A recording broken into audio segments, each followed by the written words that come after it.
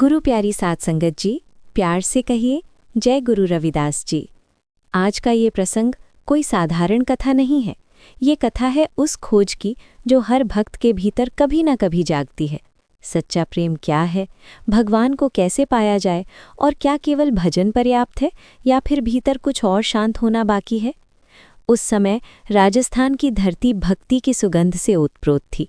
संतों की वाणी हवा में तैरती थी और भक्ति जन जन के हृदय में बसती थी। इसी भूमि पर मेवाड़ की राजकुमारी मीरा रहती थी। मीरा का जीवन श्याम के प्रेम में डूबा हुआ था।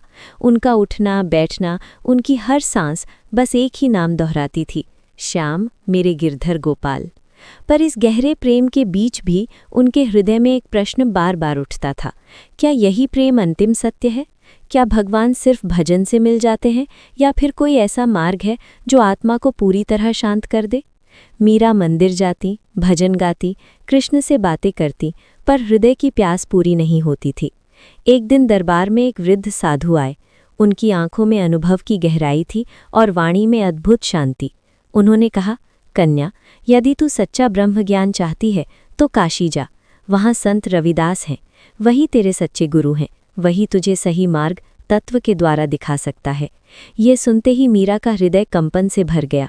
उन्हें लगा जैसे स्वयं श्याम ने मार्ग दिखाया हो। रात का समय था, पूरा महल निद्रा में डूबा था।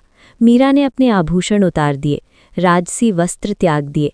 अब उनके पास केवल 3 चीज़ें थीं, कृष्ण की छोटी मूर्ति, एक कमंडलू और अडिग श्रद्धा। यात्रा कठिन थी। उनके मुख पर बस एक ही पद था, मेरे तो गिरधर गोपाल, दूसरों न कोई।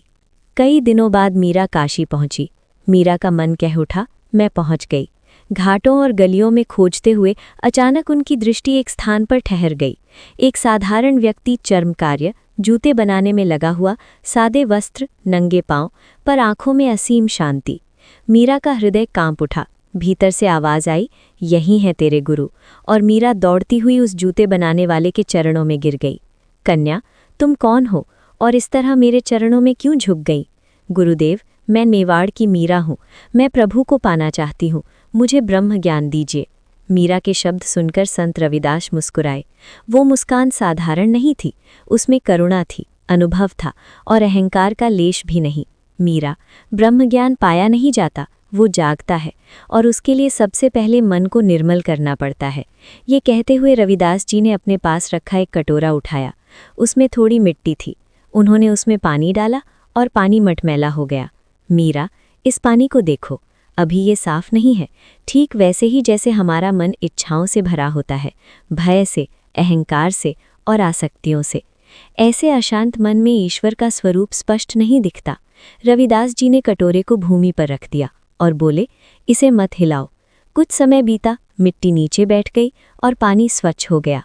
फिर रविदास जी बोले, देखा मीरा, जब मन शांत हो जाए, जब अहंकार नीचे बैठ जाए, तभी ब्रह्म का प्रकाश स्पष्ट दिखाई देता है। मीरा की आंखों में एक चमक आ गई।